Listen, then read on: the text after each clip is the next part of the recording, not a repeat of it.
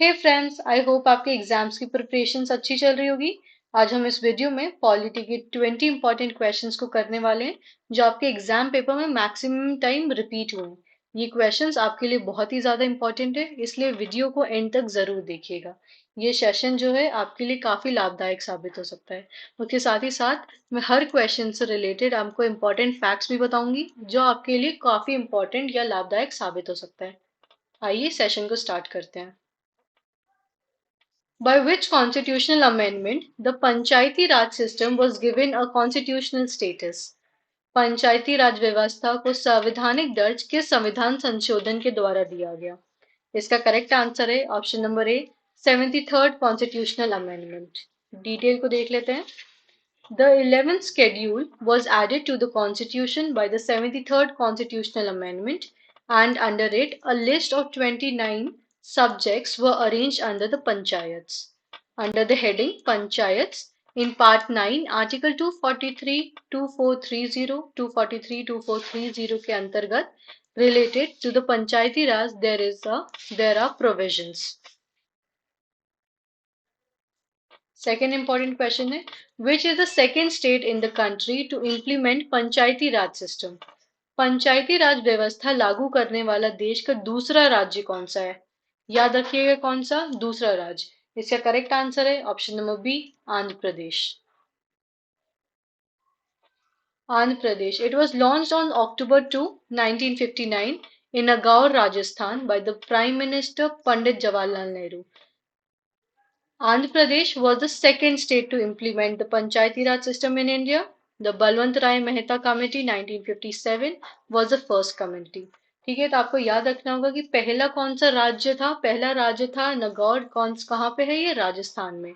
और ये तब हुआ था जब पंडित जवाहरलाल नेहरू हमारे प्राइम मिनिस्टर थे। दूसरा स्टेट कौन सा है? आंध्र प्रदेश है। Was the second state to implement the Panchayati Raj. उसके बाद कुछ इंपॉर्टेंट कमिटीज को देख लेते हैं। इंपॉर्टेंट जो है, सबसे पहली कमेटी है वो है बलवंत राय मेहता कमेटी, जो 1957 में बनी थी। दूसरी इंपॉर्टेंट है अशोक मेहता कमेटी 1977 में, हनुमंता राव कमेटी 1983 में, जेवी के राव कमेटी 1985 में, एल एम सिंघवई कमेटी 1986 में एंड पी के थागुन कमेटी 1989 में। क्वेश्चन आपको इसमें भी पूछ सकता है। आपको कुछ इंपॉर्टेंट कमेटी के नाम लिख देंगे और बोल देंगे कि इनमें से कौन सा कमेटी नहीं है पंचायती राज सिस्टम के अंदर, ये कौन सा है। तो आपको उसके अकॉर्डिंगली ये चीजें जो है आपको याद रखनी होगी। क्वेश्चन नंबर 3 है, what is the position of the right to property in India? Bharat में संपत्ति के अधिकार की क्या स्थिति है? इसका करेक्ट आंसर है option number B, legal right available to any person. The right to property was described in the Article 31. Right to property जो है उसका डिस्क्रिप्शन आर्टिकल 31 में दिया हुआ है। ऑफ कहाँ? ऑफ द इंडियन कॉन्स्टिट्यूशन के।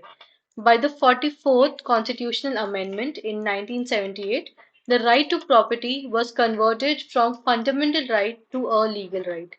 ठीक है, जो 44th कॉन्स्टिट्यूशनल अमेंडमेंट था जो 1978 में आया था, उसके अंतर्गत राइट टू प्रॉपर्टी को कन्वर्ट कर दिया गया था एक फंडामेंटल राइट से लीगल राइट में। At present right to property is established as a legal right. Presently में भी जो राइट टू प्रॉपर्टी है वो लीगल राइट आ गई है। किसके अंतर्गत? आर्टिकल 300A के अंदर। किसके? ऑफ द इंडियन कॉन्स्टिट्यूशन के। Fundamental duties are mentioned in which article of the constitution? मौलिक कर्तव्यों का उल्लेख संविधान के किस अनुच्छेद में है? इसका करेक्ट आंसर है option number B, article 51A। Sardar Swaran Singh committee under the 42nd constitutional amendment act in 1976 a new part 4A was added to the constitution. This new part contains only one article, which is article 51A, which for the first time specified a code of 10 fundamental duties किसके? Of the citizens के। At present, there are 11 fundamental duties in the constitution. Who is known as the father of local self-government? स्थानीय स्वशासन का जनक किसे कहा जाता है? इसका करेक्ट आंसर है option number A, Lord Ripon को। लॉर्ड रिपन को father of local self government India के नाम से भी जाना जाता है। सन 1882 में he proposed local self government which is called Mangana Carta of the self government institutions. Which schedule of the constitution mention the official language? संविधान के किस अनुसूची में राजभाषा का उल्लेख किया गया है? इसका करेक्ट आंसर है ऑप्शन नंबर बी, किसमें? स्केड्यूल 8 में। The original constitution had 14 languages. जो हमारा ओरिजिनल कॉन्स्टिट्यूशन था उसमें सिर्फ 14 लैंग्वेजेस थी। उसके बाद 15th लैंग्वेज जो कि सिंधी थी उसको ऐड कब किया गया? 1967 में। कौन से कॉन्स्टिट्यूशन अमेंडमेंट के अंतर्गत? 21वें 21st कॉन्स्टिट्यूशनल अमेंडमेंट के अंतर्गत में 15th लैंग्वेज यानी कि जो सिंधी थी उसको ऐड किया गया था। 71st कॉन्स्टिट्यूशनल अमेंडमेंट जो 1992 में आई थी उसके अंतर्गत नेपाली, मणिपुरी और कोंकणी ये 3 लैंग्वेजेस को ऐड किया गया। फिर 92nd अमेंडमेंट के अंतर्गत जो 2003 में आई थी, this article introduce 4 new languages. इस आर्टिकल ने 4 न्यू लैंग्वेजेस को इंट्रोड्यूस किया या ऐड करवाया। कौन कौन से हैं वो? Bodo, Dogri, Santhali, Maithili in the eighth schedule of the constitution. कौन सा स्केड्यूल में? Eighth schedule of the constitution में। At present 22 languages in the constitution. अभी की अगर बात करें तो हमारे कॉन्स्टिट्यूशन में कुल 22 लैंग्वेजेस हैं, as it is mention in the article 343 and 351। 343 से 351 में इन लैंग्वेजेस के बारे में दिया गया है of the Indian constitution. Question number 7 है, in which year census is decadal basis started? दशकीय आधार की जनगणना किस वर्ष में शुरू की गई थी?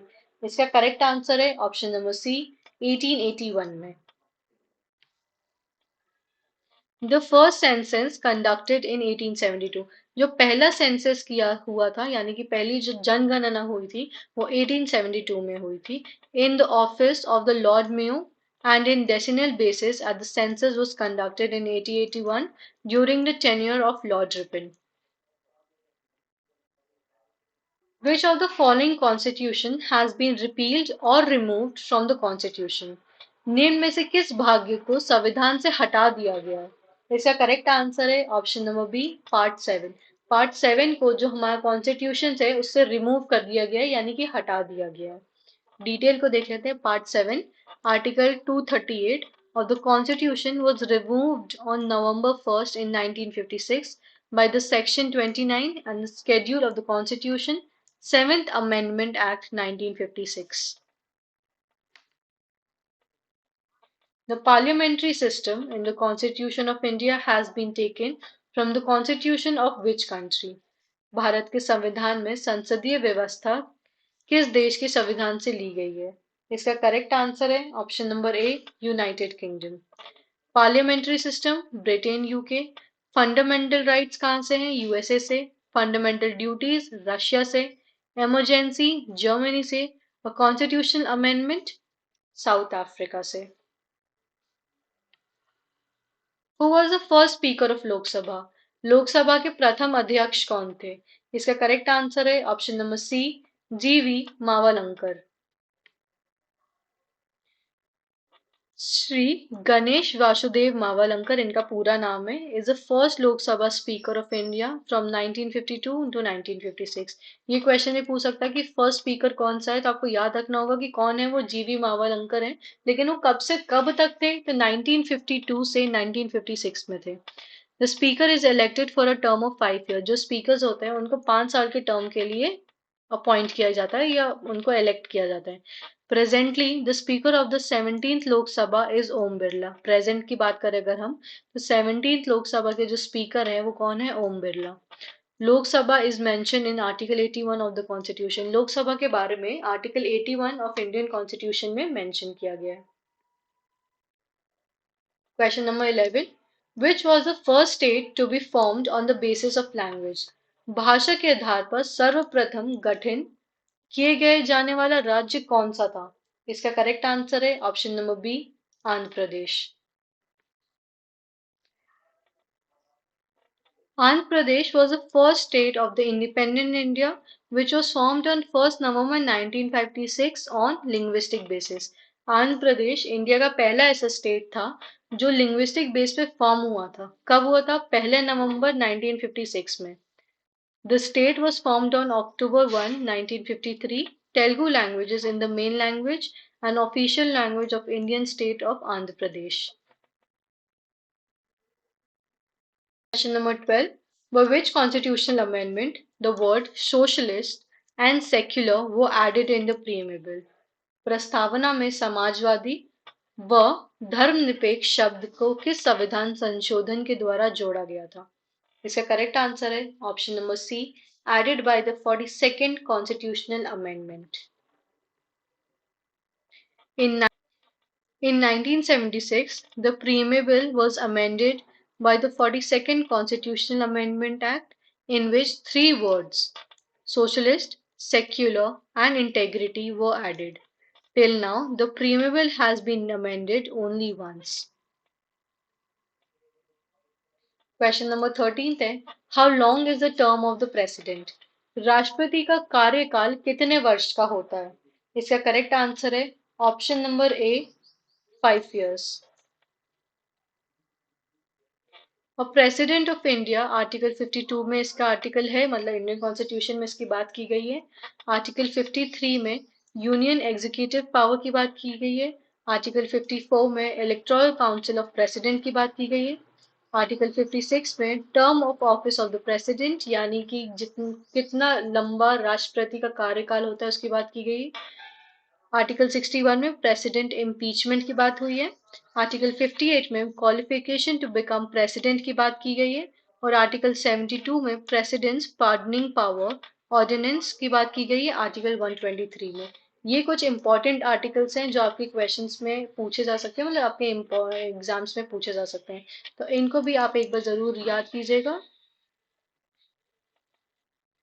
क्वेश्चन नंबर 14 है, when was the first amendment of the constitution of India done? Bharat के संविधान में पहला संशोधन कब हुआ? इसका करेक्ट आंसर है ऑप्शन नंबर सी, 1951 में। भारत का पहला जो संशोधन हुआ था वो 1951 में हुआ था। Schedule 9 में the land reform laws in India are related to it. It was first included in the Indian Constitution by the Constitutional Amendment Act 1951. ये important point भी आपको याद रखना होगा। Question number 15 है, by whom is the Attorney General of India appointed? Bharat के attorney general किसके द्वारा नियुक्त किए जाते हैं? इसका करेक्ट आंसर है option number C, president of India. President of India जो है वो अटॉर्नी जनरल को अपॉइंट करते हैं। The attorney general of India under article 76 is appointed by the president of India. Presently attorney general of India कौन है? के वेणुगोपाल। ये जो है हमारे अभी एट प्रेजेंट अटॉर्नी जनरल है। और इसका जो लिखा है वो कौन से कॉन्स्टिट्यूशन में लिखा गया? आर्टिकल 76 में, इंडियन कॉन्स्टिट्यूशन के आर्टिकल 76 में इसके बारे में बात की गई है। Question number 16, under which constitutional amendment Sikh was made an integral part of India? Sikkim को किस संविधान संशोधन के तहत भारत का अभिन्न अंग बनाया गया था? इसका करेक्ट आंसर है option number D, 36th amendment. The 36th Constitutional Amendment, 1975, was enacted to make the state of Sikkim a full-fledged state, that is, the 22nd state of the Indian Union. Sikkim was formed as a new state on 16th of May, 1975. Right to Education Act is the act of which year?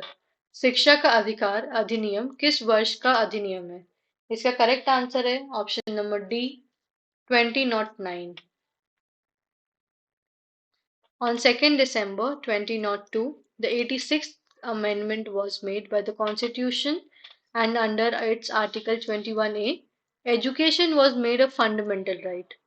For the implementation of this fundamental right, the right of children to free and compulsory education, RTE Act was enacted in the year 2009. Question number 18.